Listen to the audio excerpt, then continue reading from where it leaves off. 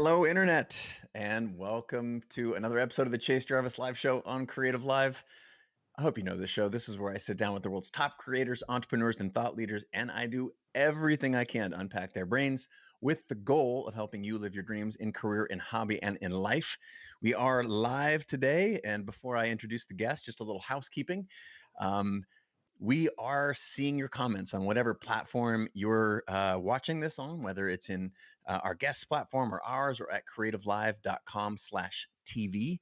That is a place where I see those comments first. If you want to go over there, feel free. But I do see all of your comments and questions, and I will do my best. I will endeavor to elevate some of the most popular questions or ones that catch my eye and share them with the guest. And speaking of guest, um, Jim Kwik is our guest today. And Kwik, this is his real name. He is a leader in brain performance and mental fitness and memory improvement. After a childhood brain injury left him with learning challenges, Jim created strategies to dramatically enhance his cognitive performance. He's since dedicated his life to helping others unleash their true genius. He's consulted with so many companies, including Google, Virgin, Nike, Zappos, SpaceX, just a few small companies. And he's written just a couple books. Most recently, New York Times best-selling one called Limitless: Upgrade Your Brain, Learn Anything Faster, and Unlock Your Exceptional Life. This has been a long time coming. Lord knows I could use a little brain enhancement, and it gives me great pleasure. So wherever you're on the world, please join me in a little tap on the desk, maybe tap on the keys, raise the roof for our guest today. Mr. Jim Kwik is in the house. Jim, welcome to the show. Chase, this is a real honor to be here, and thank everybody who's joining us. Oh, well, I'll just tell you, we got folks, if you would actually holler where you're listening from around the world, because this is a live recording today, and I'm already seeing folks from, yes, New Zealand is in the house. We've got Minnesota. It's cold and sunny in Minnesota, they say. We got New York, New Jersey, San Francisco, Sacramento. What is, oh, I don't know what, oh, I think that's in Africa. Wow. We got to say we have a global audience would be an understatement. So welcome, and look forward to hearing from some of you around the world. If you've got questions or comments for Jim as we get underway, please share them, and I will do my best. Oh, Kuala Lumpur chiming in, just to throw another one. UK, Houston. Okay, now Wow. I can't keep up now. Romania, Phoenix, Virginia, India, Honolulu. Okay, I'll stop. Jim, welcome to the show, man. Thanks again. And I'm fascinated. I've known your work for some time. Just we are sort of internet acquaintances, and we run in similar circles, but we haven't actually met. This is the first time we're spending Yeah. real time together. So I'm excited to have you on the show. I was captured by your story and basically the why behind your work as I understood it. So I'm wondering if you can start there, start at the beginning. How, I think nobody wakes up in the morning and says, you know what, I want to be the world's best brain coach. And I'm sure your high school career counselor did not make that recommendation. Parents or grandparents didn't, but here you are. And I would love for you to start off by sharing a little bit of your backstory. Yeah. Shout out to all my fellow creators, entrepreneurs that are out there, aspiring and otherwise. You're my people. I believe the future belongs to the creators, and I really do feel like creators are modern day superheroes. And I talk a lot about superheroes, and I'll explain why. On stage, and on a regular year, I could be in front of maybe 250,000 people live, 3 continents in 1 week. I start out usually with these crazy demonstrations where I'll maybe memorize 50 or 100 people's names in an audience, maybe 100 words or random numbers. But I always tell people afterwards, I don't do this to impress you. I do this to express to all of you what's really possible, because the truth is you could do this too, and a whole lot more, regardless of your age, your background, your career, education level, financial situation, your gender, history, IQ. And the reason why I know is because I grew up with some pretty severe learning challenges, as you mentioned. I had a traumatic brain injury when I was 5 years old in school, very, very bad fall. I was rushed to the emergency room, and my parents said I was never the same after that. Whereas before I was very curious, very playful, and very energized, I became very shut down. And where it really showed up was in school. I had really bad focus. I don't know who could relate to that. I didn't understand things. Teachers would repeat themselves over and over again, Chase, but I'd pretend to understand. Maybe I had early imposter syndrome, but I just didn't really understand. Horrible, horrible memory. It took me 3 years longer just to learn how to read. My teachers would have been surprised if I read a book, much less wrote a book. Um, and I taught myself how to read by reading comic books, and that's why I talk about superheroes, so much. But I remember a defining moment. I was 9 years old, and I was slowing down the entire class, and I was being teased for it. And a teacher pointed to me in front of the whole class and said, "That's the boy with the broken brain." And it really just that Wow. label became my limit. And so a big challenge. So I struggled all through school, and as time went by, I learned some skills, some strategies on how to up level my learning and to really up level my life. And I've been sharing this now every single day for the past 29 years. And my mission is really to build better, brighter brains. No brain left behind is my mission. I love it.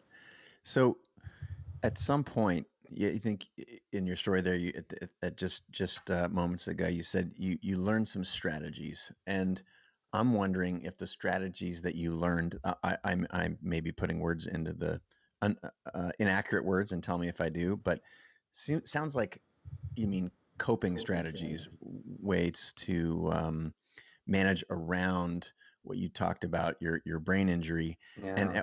at what point did you shift from sort of strategies that were coping to sort of this, it sounds like almost like playing defense, Yeah. to like saying, wait a minute, this is, my life, and the mind, my neurology, these are muscles that I can strengthen with a specific set of exercises, because I want all of the things that you just said, the ability to memorize 50 names in a Right. room in real time, and many of the other examples. But at some point, talk to me about the mentality from playing defense to cope to saying, wait a minute, this could be a massive strength. So you're absolutely right. That's a great way of putting it. I was on defense pretty much through high school. And so elementary school, middle school, junior high, and high school, how did that manifest? I would pretend to understand, but I didn't.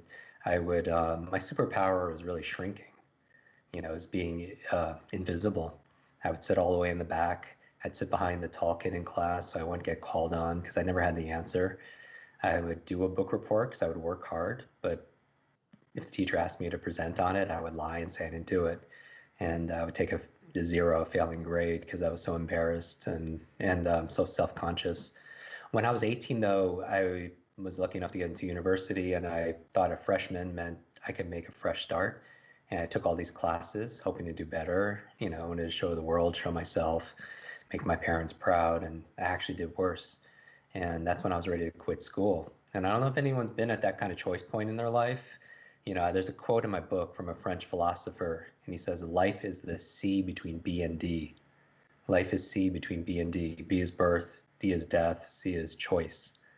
That I believe that the choices that we make, up to these points, they help create the life that we're in. And I was thinking about quitting school, and a friend of mine said, "You need perspective."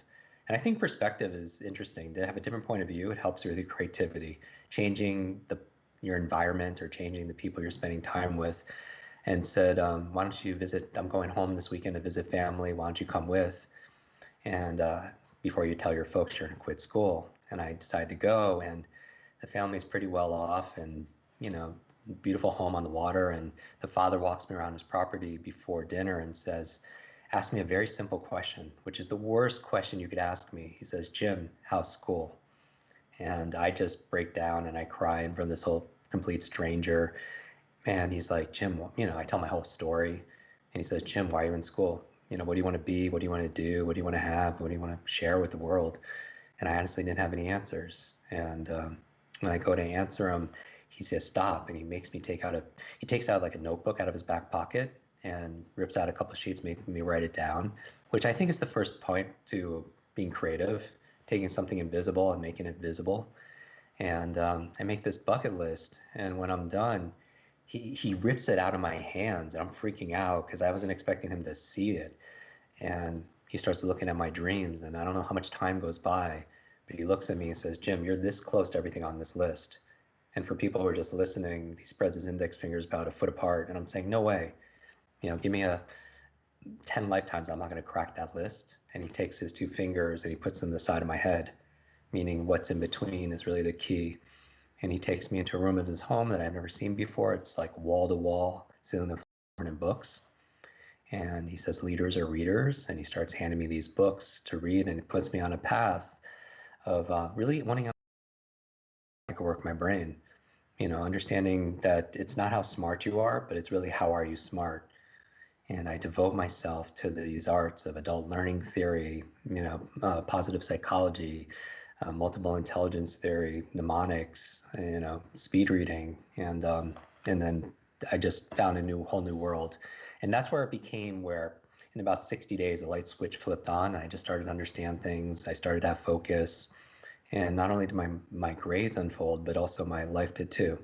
And so I think that's where I went from being defense to being more proactive, you talk about agency a lot, having agency over my life. Mm-hmm. What about that? Dive into that 60 days, because I think that's a really fascinating window. And, a big part of, your book, again, for those who are just joining us live. And I do want to give a shout out to Anna and Sky and Becca and Lisa and Marcia, people, again, from all over the world, Nepal, we're saying Mexico, Auckland, New Zealand. If you do have questions for Jim, please ask them in the comments, and I will share them. But this concept of going from defense to offense, what specifically changed in that 60 days? Just again, your book, Limitless, upgrade your brain, learn anything faster, and unlock your exceptional life. You talk about flipping your mindset. Was that what happened in that 60-day window? If not, tell me what happened. And if so, Yeah. explain the concept of flipping your mindset. So, all right. So he gives me all these books. My mentor gave me all these books to read, and honestly, I didn't want to read. That wasn't like my mindset back then. I didn't know what the value of books. I've never read a book cover to cover before, and but he's smart. When I tell him, start talking about, I have all this schoolwork, I can't, listen to my story. And I think part of what keeps us stuck is the stories that we have, right? These scripts that it's not possible, or you're not good enough. And I certainly felt that. And but he's a smart. He pulled out my bucket list and he starts reading my goals out loud. And I don't know, Chase, it was just something about hearing your goals or dreams in another person's voice and canted out into the universe that really kind of touched my purpose, because a lot of things on that list were things I wanted to do for my folks, things that they could never afford to do for themselves, even if they could afford. And that's why I talk about motivation a lot. A lot of people know what to do, but they don't do what they know. But with that leverage, I agree to read one book a week, and I go back to school and I have a pile of books I have to read and a pile of books I want to read that I promised. And I already couldn't get through pile A, so what do? I don't eat, I don't sleep, I don't work out, I don't spend time with friends, I just live in the library, and I just start wasting away. And one night I pass out just out of sheer exhaustion. I fell down a flight of stairs, hit my head again. I woke up in the hospital bed. Oh my And gosh. at this point, I was down to 117 pounds and I almost died. And that's a big shift in my mindset, because when you feel like you're in that dark place, and it was definitely the darkest place in my life, where I just felt like I was not enough. I tried everything and I was very hopeless. But when I woke up in that hospital bed, another part of me woke up also, and it made me think. And it's funny, you know what the cue was? A nurse came in with a mug of tea, of everything, and on it was a picture of a pretty smart guy, Albert Einstein, and it had this quote on it, like maybe the universe communicating to me, and it said, "The same level of thinking that's created your problem won't solve your problem." And it made me ask a new question. And I think one of the keys to creativity is asking new questions, right? And I said, what's my real challenge here? And my challenge is I'm a very slow learner. And I thought, well, how can I think differently about it? Well, maybe I could learn how to learn. I was like, okay, where do I do that? And I thought, school. So I asked for the course bulletin, and the nurse brings it to me, and I look at all these classes, and there are all these classes on math and history and science and Spanish. all classes on what to learn, but there were zero classes on how to learn, how to focus, how to concentrate, how to remember things, how to read faster, how to be creative, right? And it was interesting. So I set my schoolwork aside and I started studying these books and other things for 60 days. And what happened was a light switch kind of flipped on, like over the course of 2 months, where I was reading every day. I started nurturing myself and just doing the things that I know I should do. But so many people know what to do, but they don't do what they know. And I remember it felt like it's like I was a new person. I felt like I could start focusing. I was changing my beliefs about what was possible, what I was capable of. And maybe just by feeding my mind with positive psychology and examples, believing in myself that I even deserved it, because that's all part of mindset. It's the assumptions and attitudes about yourself. And um, and I remember, like, not only did my grades improve, but I couldn't help but just want to help other people, because I don't know if anyone's ever found that. You find your passion and it lights you up, and then your purpose is how to use it to light other people up. So my passion really became learning, which it never was before. And I thought, like, well, how can I teach other people how to learn? And one of my very first students, when I started tutoring this, the reason why I'm doing this even to this day, talking to you, is she read 30 books in 30 days. She was a freshman, and I wanted to find out not how, because I know how she did it because we taught her, but I want to know why. And I found out her purpose was her mother was dying of terminal cancer, was given 2 months to live, only 2 months, 60 days. And the books she was reading were books to save her mom's life. And I find out later that she did. And I get choked up even thinking about it, because, I found out that, what I found out is just that if knowledge is power, then learning is our superpower. And creativity is a superpower, as you talk about. And these are superpowers we're all born with. It's just we aren't shown how to be able to really unleash it. And so that really lights me up, is to be able to share those strategies. Well, this idea of the meta skill, right? Learning how to learn. And I want to emphasize something that I've learned from you and my own experience, looking Yeah, back, that's one of the ways we can connect the dots is it's not learning how to learn, because there are so many different methods and styles, and it's really about finding out how you learn. And you, with the guidance of your strategies, with this meta concept of learning how to learn, to me, that was something that I personally experienced. Again, I feel like I got decent grades in school, but I was always learning the thing because it was what you had to do. mm, And when I started focusing on the things that lit me up, to use your words, like learning, it stopped from being a chore and became an unlock for me. And I was like, this is what learning is. This is my mind actually being hungry for new information. And I think, to underscore the point that you made earlier, is I just when I was able to, see a different way, and again flipping my mindset, I started to, find a way to let this supercomputer between my ears do the things that it did. And um, I'm seeing some really good questions here mm, in the comments from all the different platforms that we're broadcasting to, and I'd like to get to one because it has to do directly with how to adopt sort of your technology and or sort of your mindset here, and it is where is it? It's going so fast now. It was about oh yeah, this is from Marcia. Can children as young as 7 learn your method? And I asked this question selfishly. Of course, I'm elevating there Marcia's question, but like, had I known this yeah, so much earlier in my life, I can, I try not to lament, but I mean, where would my brain be today? And so I'm just curious if, if the techniques that you share in your book yeah. Limitless are available to everyone, or is it really in a different phase of life? Please talk to us about that and answer Marcia's question if you would. Yeah. Thank you, Marcia. I believe that these strategies can be used for anyone, regardless of age or stage of life. Children actually adapt and adopt these strategies even easier almost, because it's more organic. It's certainly more natural for children. I mean, who are the fastest learners on the planet? Yeah, little How fast can sponges. a child, yeah, how fast can a child learn a musical instrument? How quickly can a child learn another language? It's interesting because, you've heard these, examples where if you go into a room of 5-year-olds and say like, "Hey, who's an artist in the room?" right? And they all raise their hand. Yep. 100% of us will.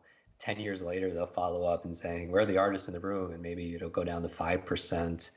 But over time, sometimes we squelch, that identity. We stop playing. I think playfulness is so important to be able to learn, to be able to grow, to be able to experiment. But somewhere along the lines, we change that languaging from "let's go out and play" to "let's hang out" or something else, right? The words that we use. But I think when we're willing to play and make mistakes and fall down and not have that be self-conscious about what other people are going to think, or what if I make a mistake, or what if I fail, then and so children pick up these strategies in some ways even easier because they don't have a lot of the baggage that we pick up over time through our environment, through experience. Just in case, I'm going to flag this one, and you can go back to your. Not sure if this is on your Facebook page or mine, but Daniela is asking if you have a publisher already in German. If not, let's talk. So we're doing business here, but to get back to the community, this idea of shifting your mentality, of this not being constrained by, again, lots of questions. Carol is like, is there an upper age limit? And I've already heard you say that Yeah, these techniques work across any of these what have historically been seen as boundaries. Whether that's yeah, geography or race, age, gender. Um, Talk to me. The concept of motivation is yeah, another big um, underpinning or undercurrent to your work, because learning for the sake of learning is one thing, but learning in order to um, carry your life in a direction that is meaningful to you is a big deal. So I'm wondering if you can talk to us about motivation. yeah. I mean, the essence of the limitless model are three M's, right? The last one being methods on how to read faster, how to give a TED speech, from memory, or how to focus and concentrate. But you really need two M's before that. We discussed briefly one of them, which is mindset. If you believe you can or believe you can, either way, you're right, right? Henry Ford said that, because you can learn a method on how to remember names, but if your mindset is, "Oh, I'm not smart enough," or "Oh, I'm too old," people come to me and they say these things, and I say, wait, if you fight for your limitations, you get to keep them. If you fight for limitations, you get to keep them, right? And I believe your brain is like a supercomputer, and your self-talk is the program it will run. So if you say, "I'm not good at remembering names," you won't remember the name of the next person you meet because you program your supercomputer not to. So that's why mindset needs to be addressed, of what you believe is possible, you're capable of, what you believe you deserve. But you can have this limitless mindset and have the method and still be stuck in a box and not make progress because you lack the motivation. And that's really the third M: mindset, motivation, and methods. And I found that through my research, and this is the 29th year of me teaching this and field testing this with students around the world, is that limits are learned. Our limits are learned in the area of mindset, what we believe is possible. I wasn't born with this thought that I had a broken brain, right? It was imprinted on me. Or we have to unlimit our motivation, or we have to upgrade our methods that we're using. Maybe your methods for achieving this is not what you need right now. And so motivation is key. So if anyone, mindset is if somebody self-sabotages themselves. If they take one step forward and three steps back, maybe they don't believe it's possible, or they believe they're capable, they believe they deserve. But if you have a procrastination issue, that's usually a motivation issue. And for me, I would say, Chase, that the three keys for limitless motivation and drive, really simple formula: P times E times S3. And everyone, I want to encourage all the creators who are watching this, all our my entrepreneur friends, is to take some notes while we go through this. I always take notes and I make notes. It's kind of my whole brain way of taking notes. It's put a line right on the page on the left side: take notes. How to remember names, how to be more creative, how to access flow states, what's the morning routine to be creative. Left side. On the right side, make notes. So if your imagination is going to go somewhere, have it go on the right side of the page. How am I going to use this? How does this relate to what I already know? What questions do I have for Chase and Jim, right? On the right side. So you capture and create. And so in terms of motivation, it's P times E times S3. That's the key to human motivation and drive. So if you're ever lacking motivation, If you want to be able to motivate your kids or motivate your team, think about P times E times S3. So P stands for purpose. And you've had this conversation with other guests on your show. It's just you need reasons. And for me, purpose is a feeling, meaning that you can intellectually know why to do something, but if you don't feel it, like for me, it wasn't until this first mentor started reading my goals and my dreams about what I wanted to do for my family that it touched me in terms of my purpose. Like I knew what to do, but I wasn't doing it. And so I would say first tap into the purpose of doing that thing. So if you're not exercising each day, right? So that's or reading each day, something, or meditating each day, or taking that cold shower each day. Tap into some kind of purpose because we are not logical all the time, but we're certainly biological. You think about dopamine, oxytocin, serotonin, endorphins. We are this feeling soup, right? We don't always do things logically, but we do things emotionally. And so find that purpose. And that could come from the rewards you'll get from following through, or it could come from this, what if you don't follow through and who's paying the price for that? It could be maybe something that's uncomfortable also as well. So find some kind of purpose. Then somebody could have purpose, and that's a great start for motivation, but you also need the E, P times E times S3. E stands for energy.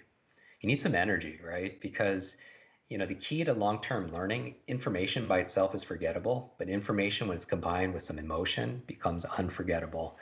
And so I believe the success formula, Chase, is 3 H's: head, heart, hands. You can visualize something in your head, but if you're not acting with your hands, for this goal you see in your head, check in with the second H, which is your heart, right? And so you need some energy. So some people won't follow through with their workout, they'll procrastinate, they won't be motivated, or they're reading each day, or they're writing each day, or their music each day, or they're blogging, social media, whatever, they're filming, their photography, whatever it is, because they lack energy. Maybe they haven't slept in 3 nights because they have a newborn child. Maybe they ate a big processed meal and they're in a food coma. Maybe they're stressed out of their mind, and chronic stress will shrink your brain. It'll take away a lot of that energy, uses up an immense amount of energy when you're stressed or fearful. And so in the book, we talk about 10 keys, the best brain diet, and the 10 things you need to have more energy to clear mental fog and brain fatigue.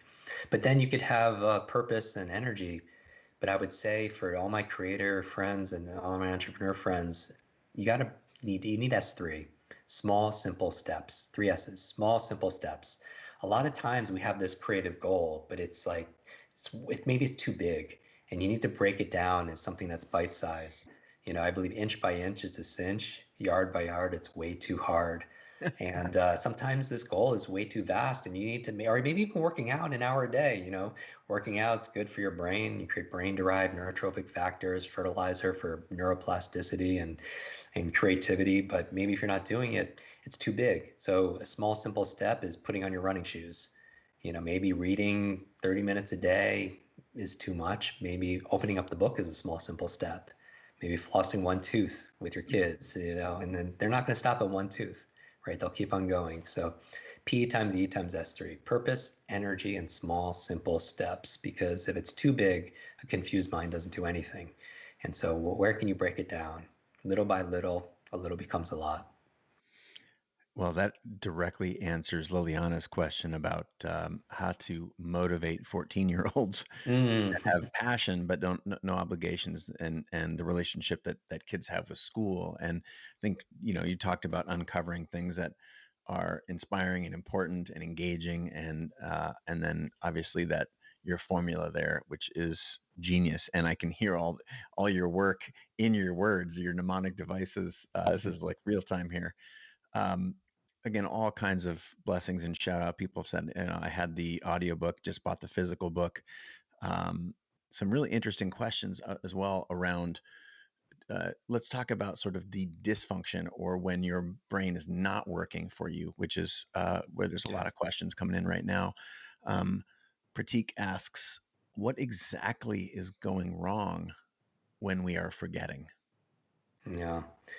So I think a lot of people who are here just listening, live or happen to be the recordings, is that, everyone has experienced absent-mindedness, like senior moments are coming too early. Like, I don't know, Chase, have you ever walked into a room of your own home and just forgot why you're there? Yeah, Or sadly, too often.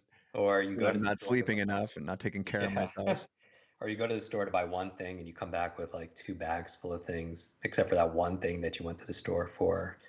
Or you misplace things. You know, somebody misplaces things all the time. You're like your wallet or your purse, your cell phone. Have you ever lost your cell phone? You asked someone to call it. You mean how many times today have I already lost Yeah, your my remote cell control or your car keys, or if not your car keys, something much larger like your car.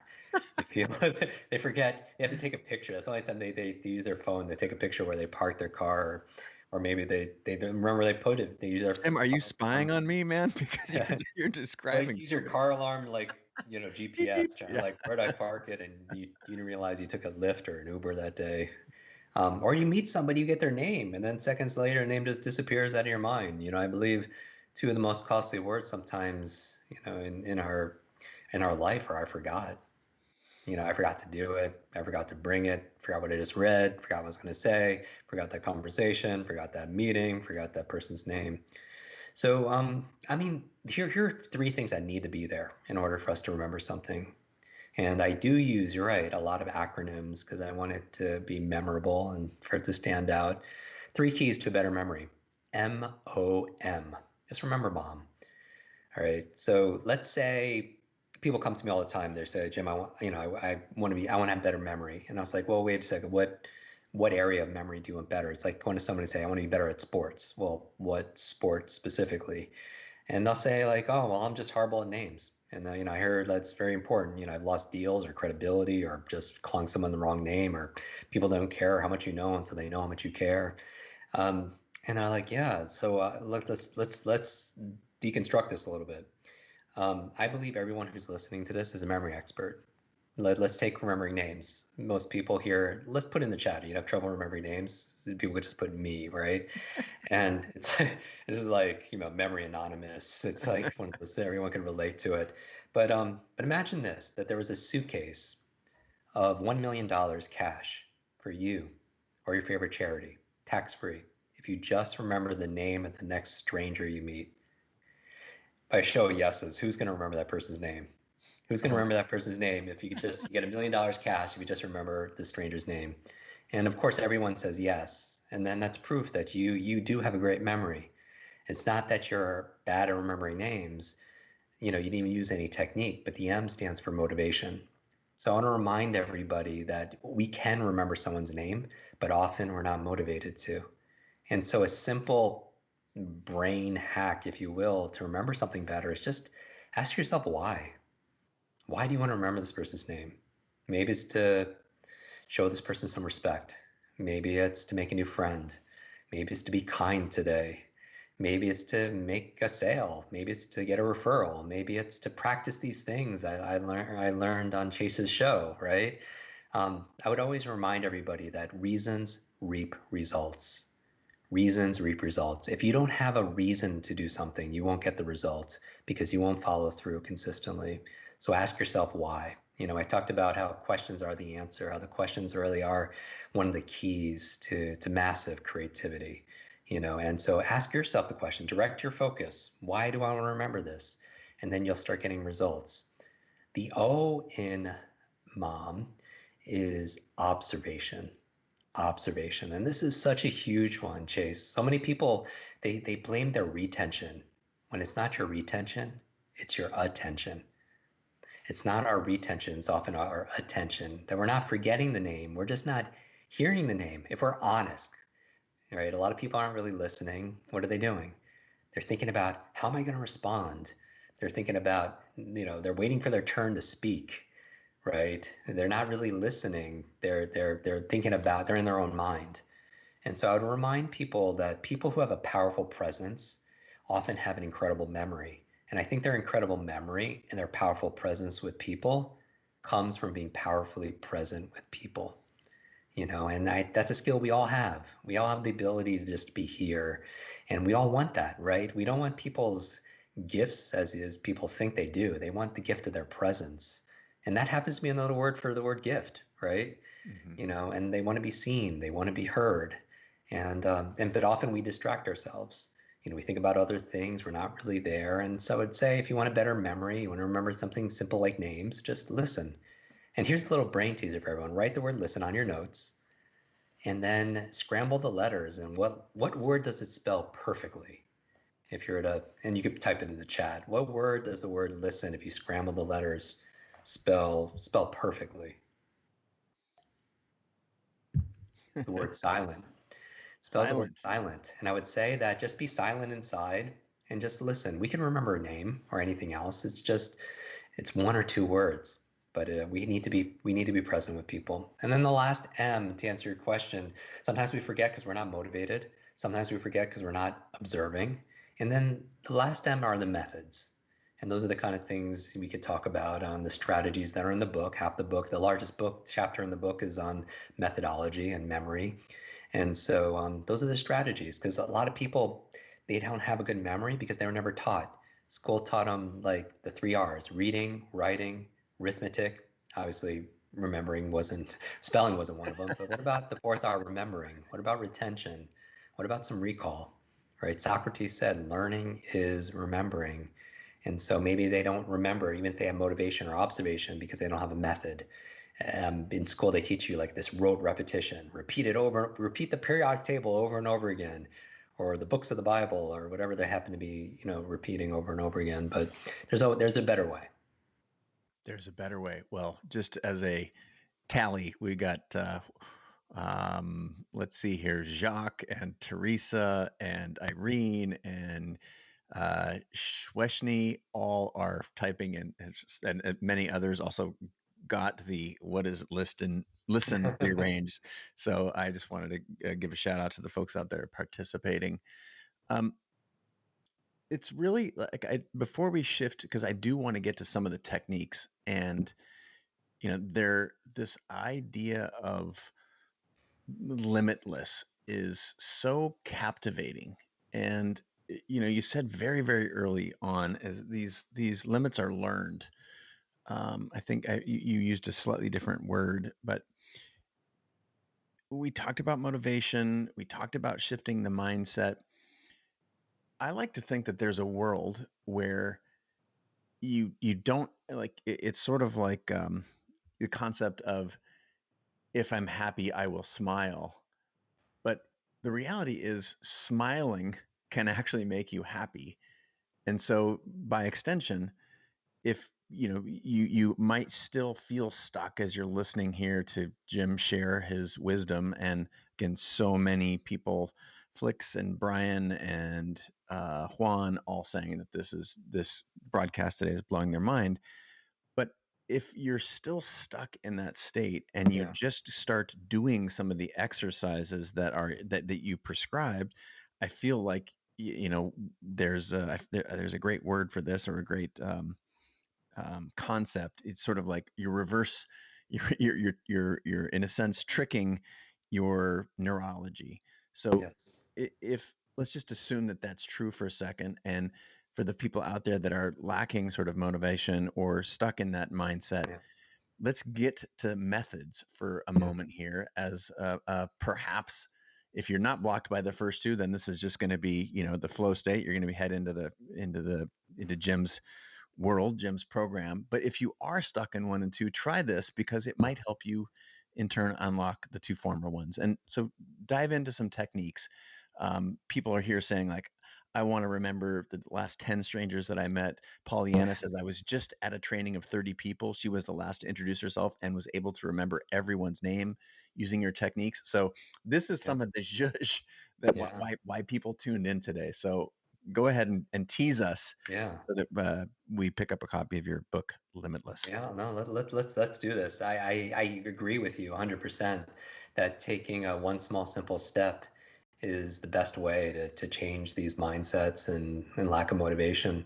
And so let's dive into it. And by the way, all we're doing is we're taking nouns and we're turning them into verbs, right? We're taking something that's static, and we tend to the nature. You know what this nature of the conversation is?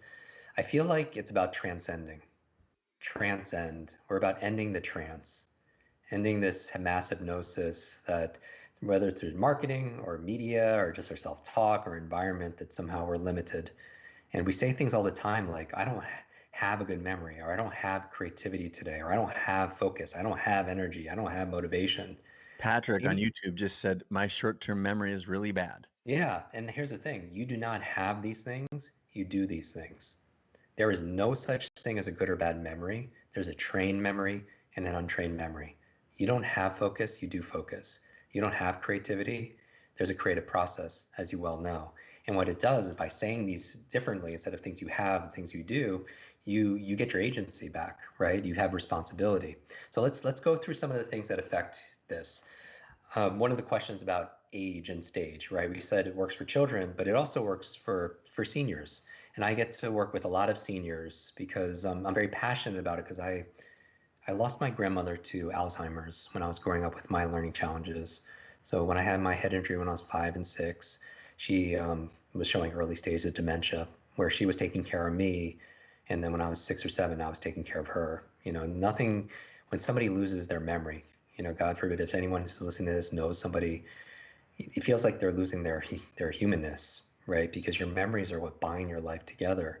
It's like losing who you are. And so we donated all the proceeds to the book to Alzheimer's research in memory of my grandmother, and also building schools around the world for children who have no access to it. You know, we built schools everywhere from Ghana to Guatemala to Kenya. And the reason why I bring this up is the book is heavily endorsed by like the Cleveland Clinic Center for Brain Health, the founding director there, the top Alzheimer's researcher at Harvard. And so I get to work with people there. And here's the kind of what we know: 1/3 of your memory is predetermined by genetics and biology. 2/3 is in your control. All right. So what's the 2/3 that are going to move the needle? I'm going to give everybody these 10 things, and I'm going to show you a simple thing you could do to memorize all 10. And so you're looking for a small, simple step. How would you memorize a TED Talk? So we're going to do this, and I'm encouraging everybody. You could write down it the first time, and that's fine. I confess, I just like Yes, ran to my exactly. cursor. So grab a pen. These are the 10 keys for a limitless brain. And these are the things that you could control. I always say control the controllables, right? What are the things you have influence over? And none of these, I don't think anyone's going to debate them, but common sense is not common practice. So I'm going to say, when I give you these 10 things and I reveal them, rate yourself on a scale of 0 to 10. How much energy and effort are you putting into these things? All right, because you could do all of them and miss one of them, because everyone wants like, what's the magic pill, right? What's the silver bullet? And it's these 10 things. And then I'm going to show you a trick on how to memorize these 10 forward and backwards, as if you're going to give a TED talk to somebody else about it. Now, by the way, to learn this better, I would encourage everyone to share, you know, with this conversation with somebody, because it's called the explanation effect.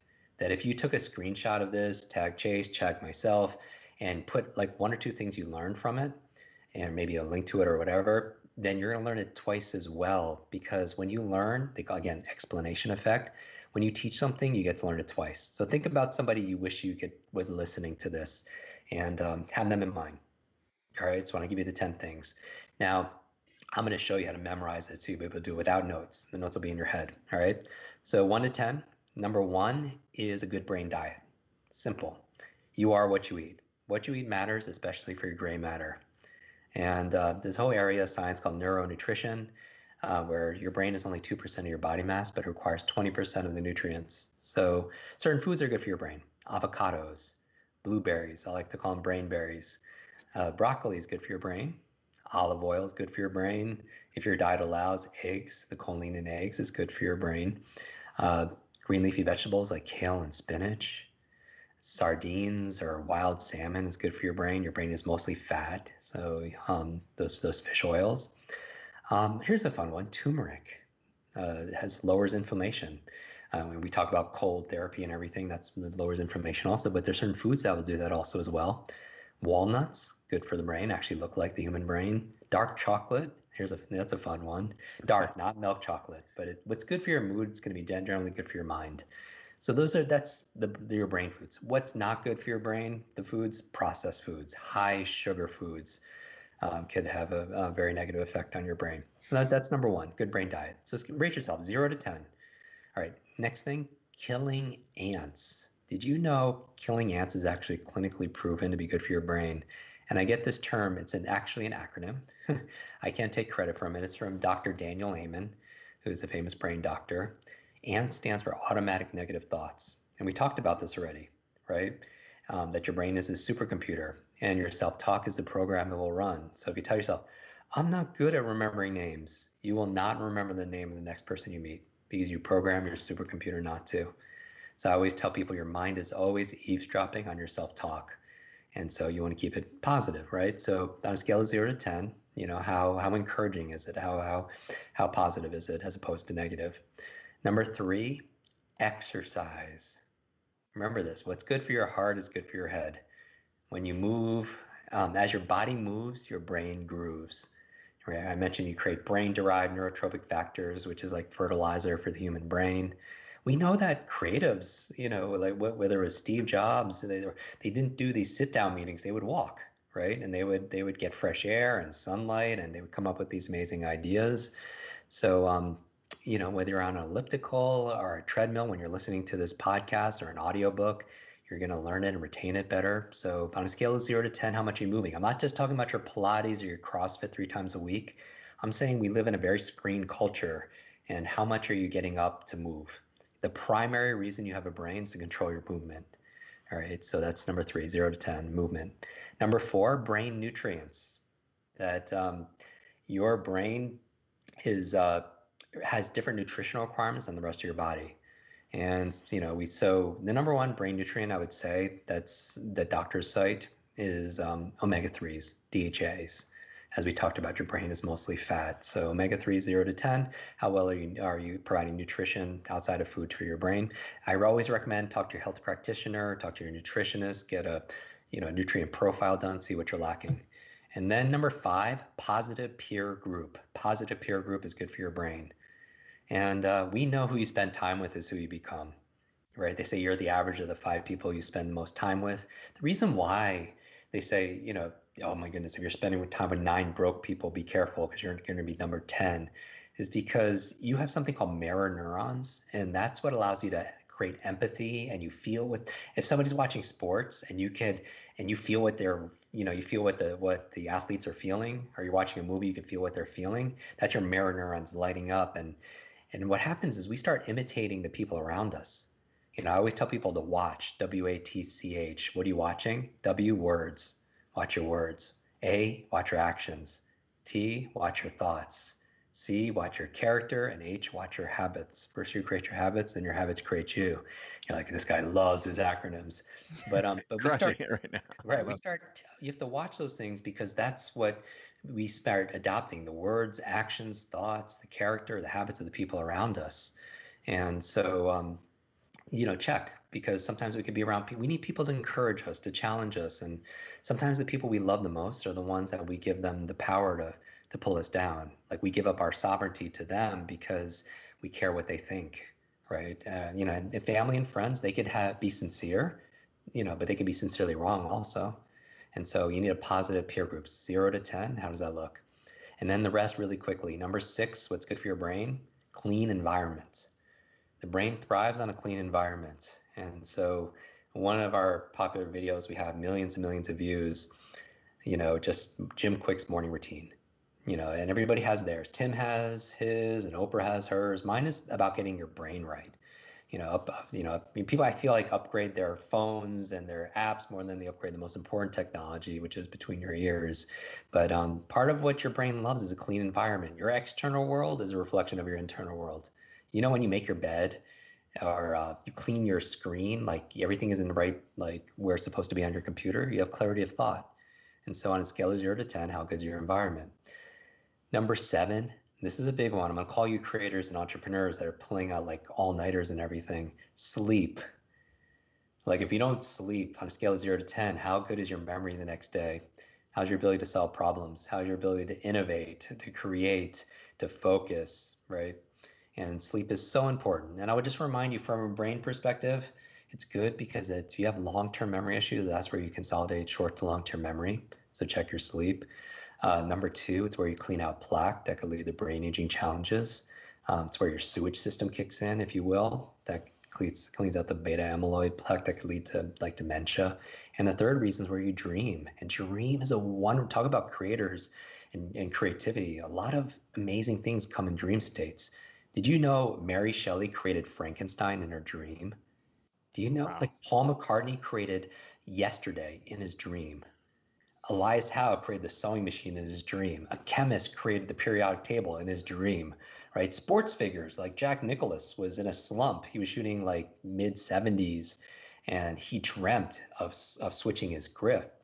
And all of a sudden, the next day, he shot like mid 60s, right? It's amazing. Your mind, your brain doesn't shut off at night.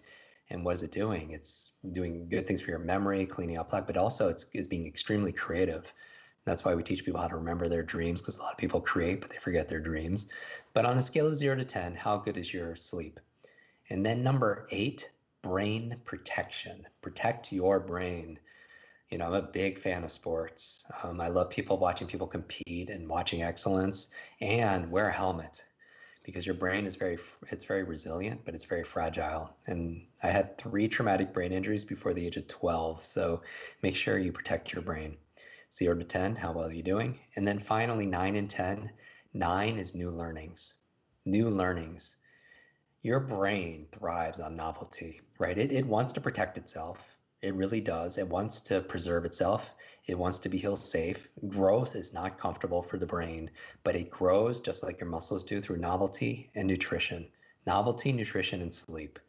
Right? Just like if you want to grow your physical muscles, you give it novelty, you work it out, you give it nutrition, you feed it, and you give it rest so it could build. Same thing with your mental muscles. And we know your memory is like a muscle. Your brain is an organ, but it acts like a muscle. Your creativity certainly is a muscle, as you've proven time and time again, right? It's use it or lose it. And most people, they just don't use it, so they're not flexing it. And they wonder, that why it's not available when they need it. And so new learnings. Also, new learnings will help you live longer.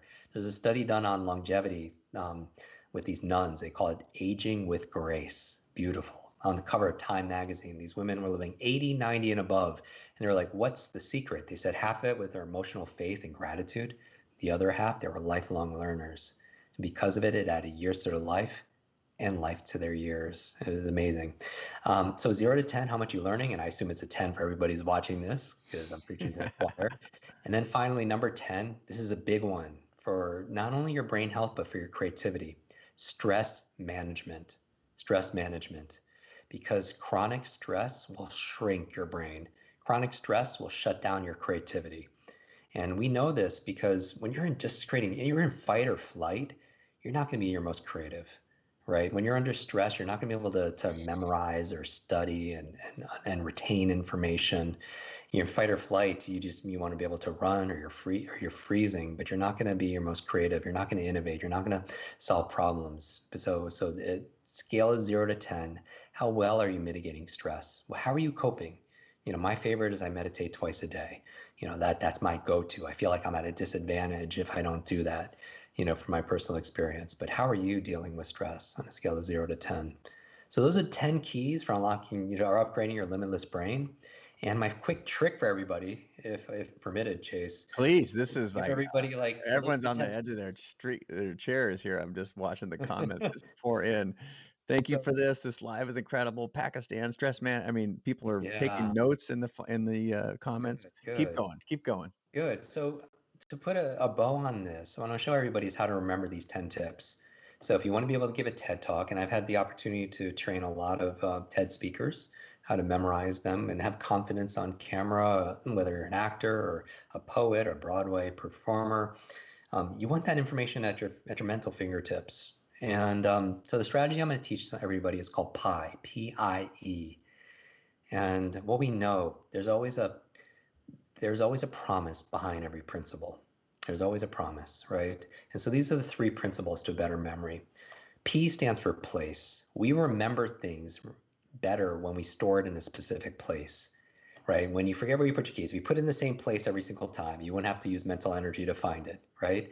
If you forget somebody's name, you ask yourself, where do I know the person from, right? Because the context gives you the content, right? So when you file something away, you're more likely to find it because it's organized. So we remember things based on place. And by the way, as a hunter and gatherer, that was your survival. You didn't need to remember numbers and lots of words. You need to remember where's the fertile soil? Where's the clean water? Where are the raspberries? Exactly. Where's raspberries? Where's the enemy tribe, right? That was your survival. So we remember things based on place. So that's the P. The I in PI means we remember things that we imagine. We remember things that we imagine. Chase, I bet a lot of people listening, you can do a poll here, is just how many people here, and even if you're listening to a recording, put your hands way up, be active about it. How many people here are much better with faces than you are with names? Just say me or yes, right? Much better with faces than you are with names. You go to somebody and say, I remember your face, but I forgot your name. You never go to somebody and say, hey, I remember your name, but I forgot your face. That wouldn't make any sense, right? Because we tend to remember what we see. There's a proverb that says, what I hear, I forget. I heard the name, I forgot the name. What I see, I remember. I saw the face, I remember the face. And what I do, going back to the power of practice, I understand. What I see here, I forget. What I see, I remember. What I do, I understand. So the I stands for imagine. If you tend to remember what you see, try seeing what you want to remember as an image, all right? Because images are the universal language, right? Everybody here, you don't dream and have closed caption text on the bottom, right? You dream in images. When you fly or you travel, it doesn't say fasten your seatbelt. It's just a seatbelt fastened, an image, right? It doesn't say no smoking. There's just an image of a cigarette with a line through it. So it's a universal language. It's an image is worth 1,000 words, right? Picture. So we remember things we see. So P is place, I is imagine, E, the third principle to better memory, entwine. Entwine. We remember things when we put two things together. And there's always two things to put together, a name and a face, a foreign language and its translation, right? A capital and its country, and so on. And that's all of learning, is taking two things and connecting them. So here we go, PIE. All right, I'm gonna take a place, an image, and I'm gonna entwine them together for these 10 keys. And I want everybody to take a deep breath. This is like a master class we're doing here, It right? is. This is amazing, Jim. People are freaking out. Everyone's saying So yes, yes, yes. Like that can't keep up with the people who are putting take their hands up. let's take a break from chatting on the chat. Let's take a deep breath, exhale. And if it's safe for you to do, close your eyes. And we'll do some creative visualization. And I do a lot of thought experiments with clients. And I think creativity is one of the ways of building your creativity is through these thought experiments. And just breathe normally. And I'm going to take a place that you are not familiar with. It's actually in my office. And because everybody here is listening as lives in a different place, so I'll use my office so we all have the same place. And it's in Westchester, New York, a suburb of New York City, just north of the city. And I want you to imagine you're coming to my office to maybe do some speed reading training or whatever. And you arrive, and I'm going to name 10 places in my office. And the key is I'm going to take every one of those 10 points we just went through, good brain diet, killing ants, and everything, and put each one in the 10 places.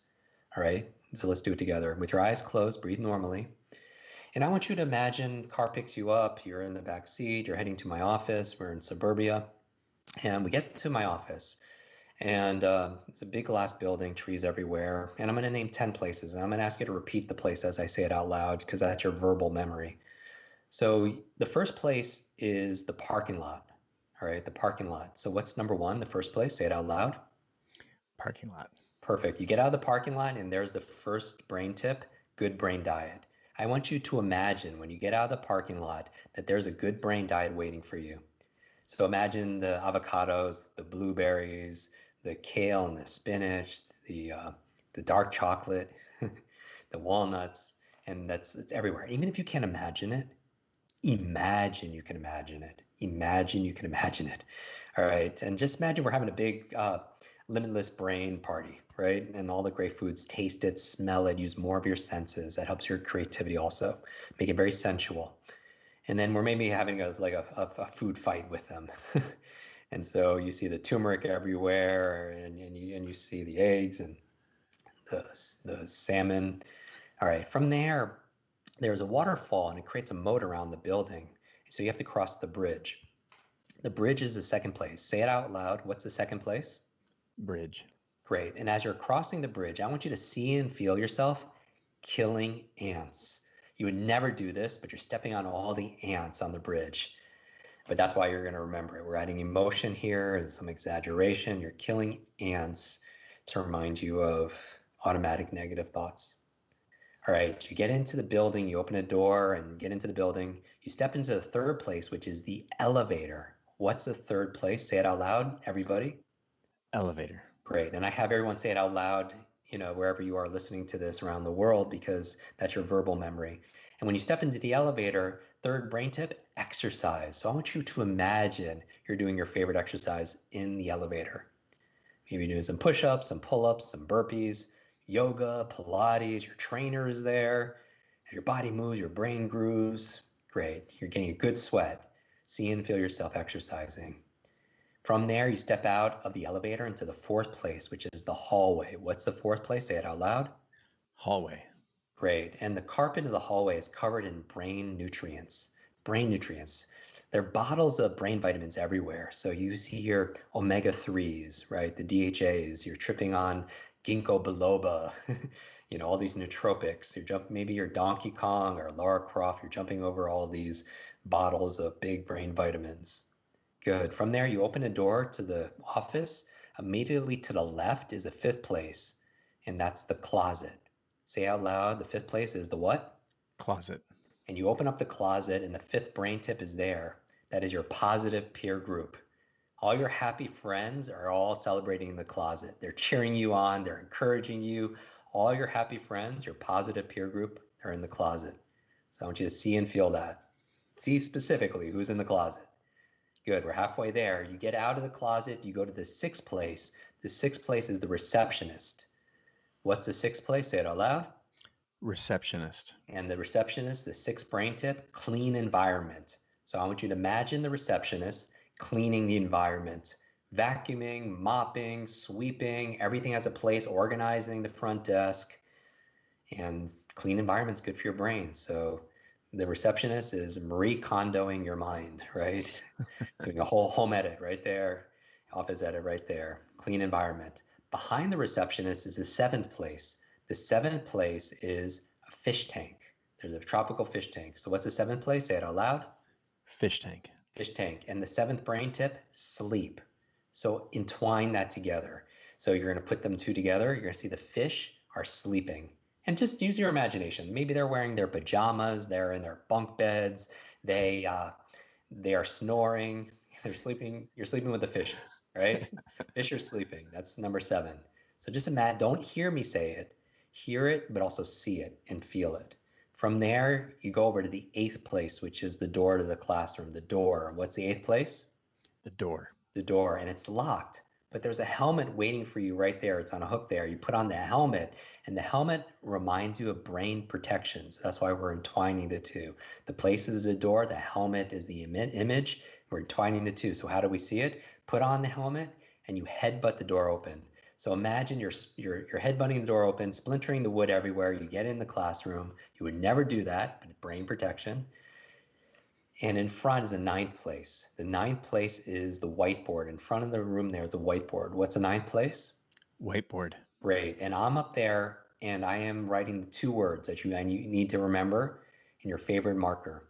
It is actually new learnings. New learnings. So what's everyone's favorite colors? Whatever it is, imagine that. And I'm writing new learnings right on the whiteboard. New learnings. And then finally on the side of the classroom are all these bonsai trees. We have like all these Japanese plants. So what's the 10th place? The Japanese plants. Yeah. And then with these bonsai trees, you need to remember stress management. So imagine stress management. Maybe you're actually shaping the bonsai trees. Maybe that's stress management. Maybe you're getting a massage on the bonsai trees. Maybe you're meditating on the bonsai trees. Maybe you're having a glass of red wine, on the bonsai trees. Whatever helps you to manage stress, you're doing that on the bonsai trees. All right, here we go. Now, you are the memory expert, everyone. You can open your eyes. And now you are on stage.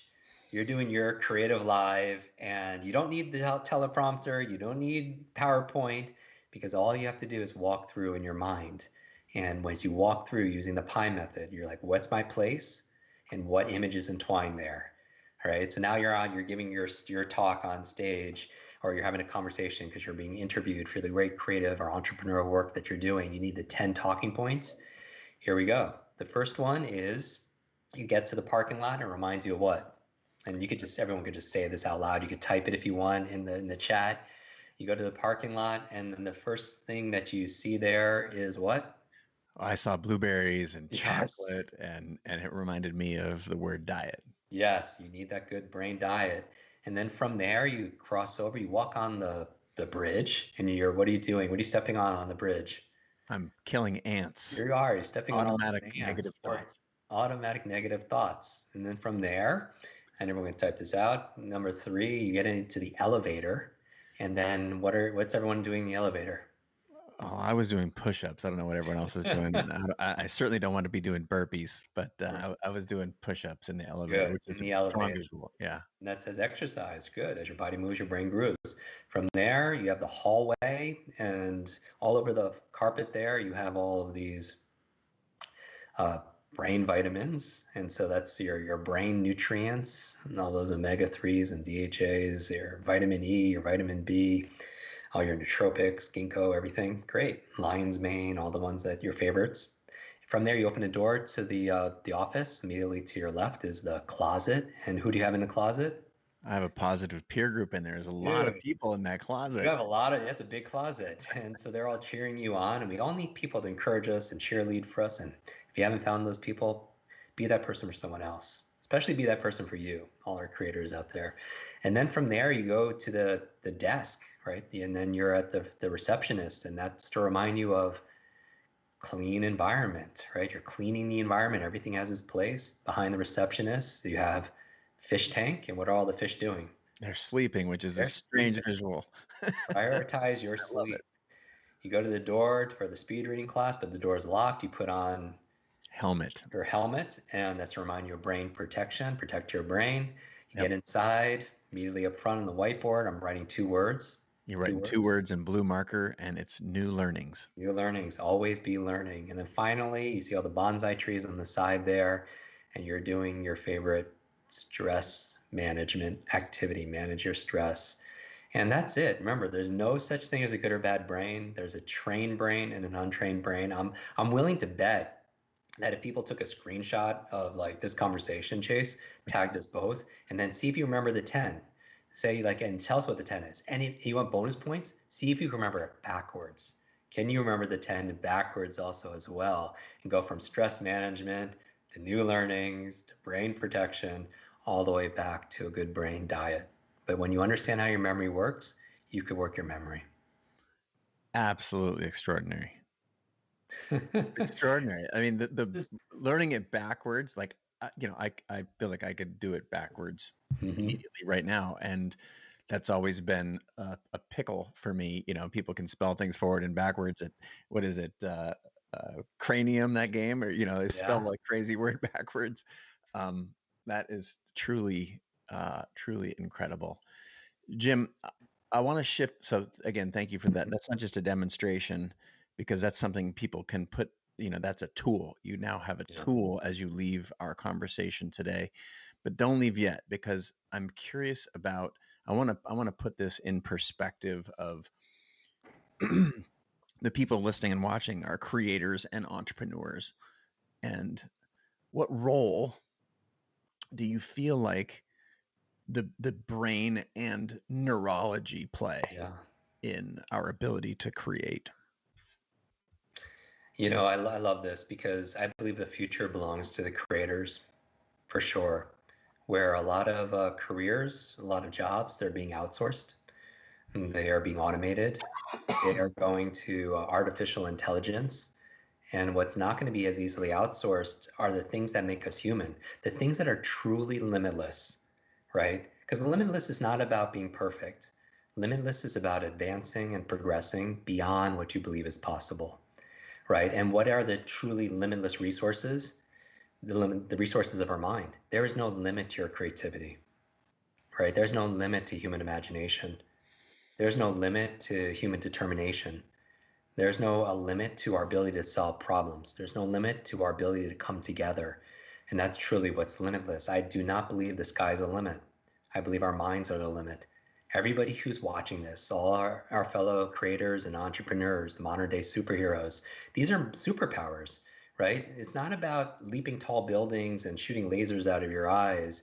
Modern day superpowers of focus and concentration and flow, of problem solving, our ability to take the invisible and make it visible, right? We live in the millennium of the mind. Nobody who's watching this is paid for their brute strength like it was 100 years ago, right? It's your brain strength. It's not your muscle power as it was in the agricultural industrial age, right? It's not your muscle power, it's your mind power today.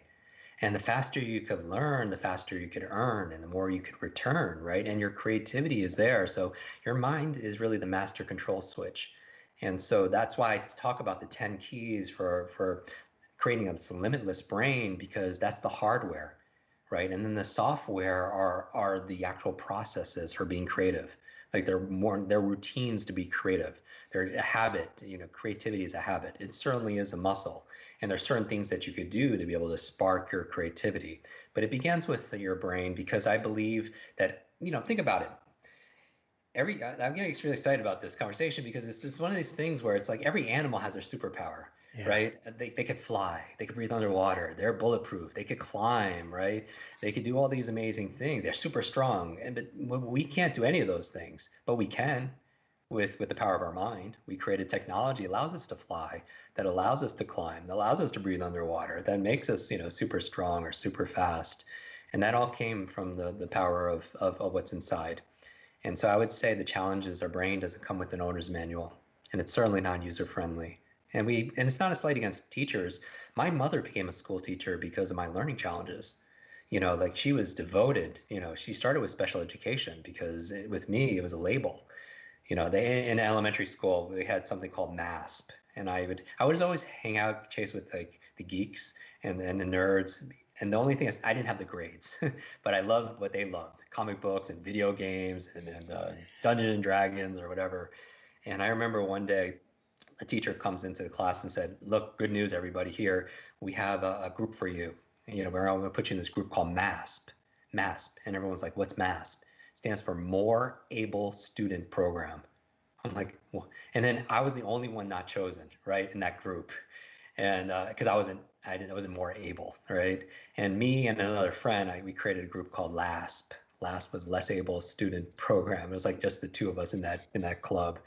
But it's interesting how those labels can become limits, and how we adapt those, and it puts us in that box. But it all begins with the power of our mind, and so that's why we talk about it so much.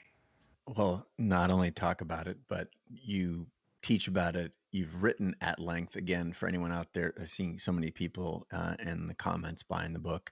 Again, the book is Limitless. Upgrade your brain, learn anything faster, and unlock your exceptional life.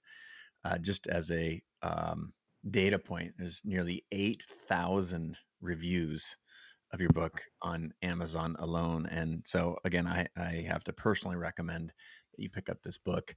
Also, just as a side note, your podcast is awesome, Quick Brain. Thank And you. Thank it's you. little 20-minute hits for anybody who's a podcast junkie. Yeah. Presumably, people who are watching or listening to the show right now, you like podcasts. That show's 11 years old. But Jim, your podcast is cool. And it's just, again, 20 minutes. I love the little. It's like a power. It's like a power shake or something. Yeah, it's kind of like these brain bites, right? And on Spotify, it was just like one of the most binge listened to, because even once it's something, maybe if they don't want to, they could get it in like small little bite-sized digestible pieces on how to remember names, or how to read faster, or how to change your habits, or how to memorize the brain foods, or those kind of things. Amazing. Well, I think we've pointed to the book and your podcast, a few things that where people can learn and get more. I'm wondering if you can steer us. Are there any other coordinates on the internet that you would like this audience to be directed to, or where we can reach out and support your work, honor your work, learn Right. more about your work? Where else would you steer us? Um, Chase, first of all, thank you. And this is just, I love connecting with you. And honestly, creators, entrepreneurs, they light me up. And those are my people, because that's what I'm about. I think that the future belongs to those, and they're the ones that are leading. Um, Everyone can go to QuickBrain, kwikbrain.com, and that's really the center point for everything. People can get some free videos there, where I put people on stage and I show you how to remember their names, and how to teach them how to speed read. All the links are in my Instagram profile, so they could just go there if we're connected there. But really, my message for everybody here is that I believe we all have this creative power inside of us. That life is kind of like an egg. That if an egg is broken by an outside force, life ends. But if an egg is broken by an inside force, life begins. great things begin on the inside. And I believe if you're still listening to this, that you for sure have greatness inside of you. You sure have genius inside of you. And I love what you do because I learned so much from your show and who you are, because I feel like life is about having the curiosity to know yourself. And I know you've done that deep work. And that's why we do whatever, journaling or talk therapy, or sometimes we create, because it's a mirror for ourselves and our souls. But also having the curiosity to know yourself is one part, but also you need to have the courage to be yourself too, to be truly fulfilled. And sometimes with creators, sometimes we get to know ourselves and what lights us up, but we hold back. And because we're afraid of failure or afraid of how we're going to look. And, but my thing is, I did this, I talk about in the book. I work with a lot of actors, and Will Smith was gracious enough to give the cover quote for our book. And one of the stories I talk about, another actor, is Jim Carrey. And I'm at his home, we're together, and we take a break to have lunch, all these brain foods, right? We're making guacamole and everything.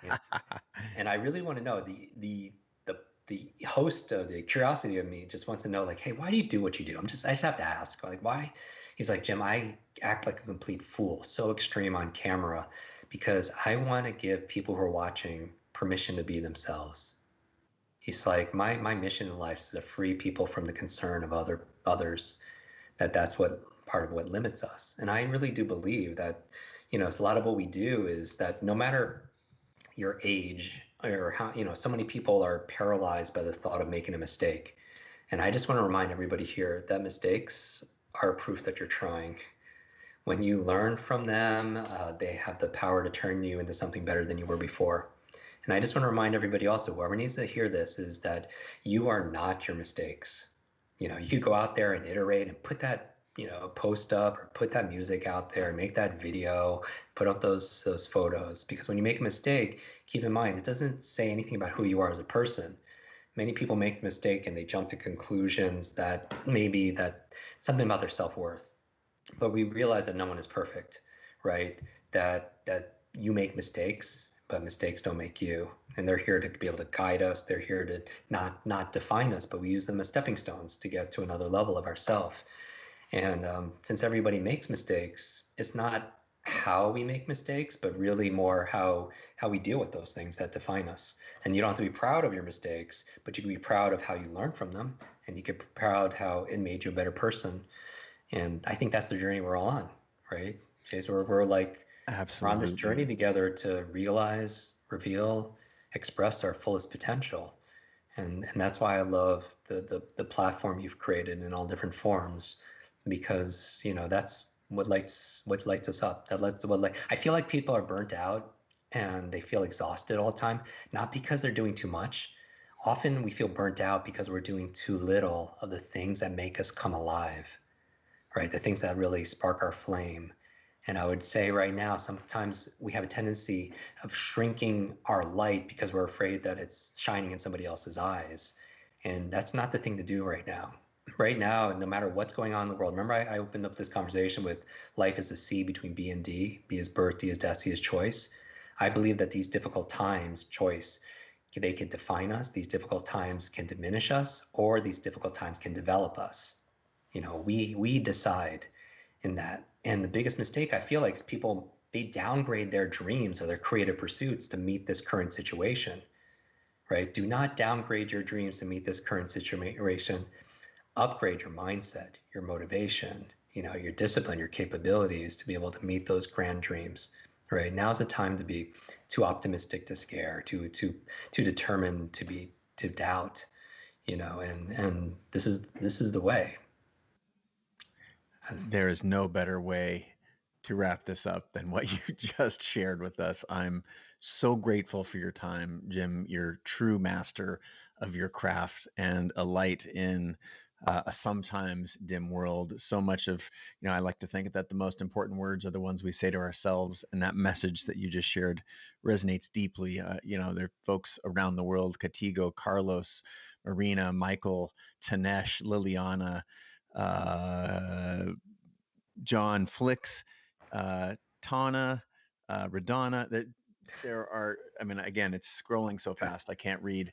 To say that you've lit us up today would be a radical understatement, and just grateful to have your time, attention, and contribution to our mission here at Creative Live. And just so grateful. Again, I just want to give a shout out to your book, Limitless, Thank the you. podcast, Quick Brain. And we're here. If I can ever be of service to you or this community, we're here for you. And I want to say a huge Likewise. personal thank you, Jim. Chase, I would love to have you on our show. That would be, I would love to geek out about your creative Sign me process, up. because Sign me you're, up. I'd do you it know, tomorrow. yeah, I really do believe that everybody here, we are the greatest project that we'll ever get to work on, and make time for that. Take time, create magic. Signing off with today's episode, just a barn burner. Jim Kwik, thank you so much for being on the show. To all the folks out here who are part of the live broadcast today, I want to say thank you. You can always find it at creativelive.com. And again, without further conversation, you know where to come get more of this. We gave you a lot of Jim's coordinates, and this will always be here for you at Creative Live for free. So thanks for tuning in.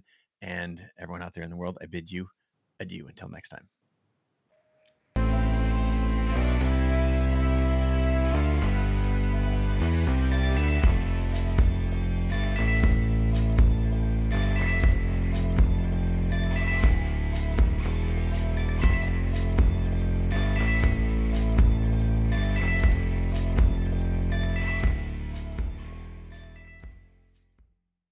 Pursuing creativity is arguably the most practical thing that you can do.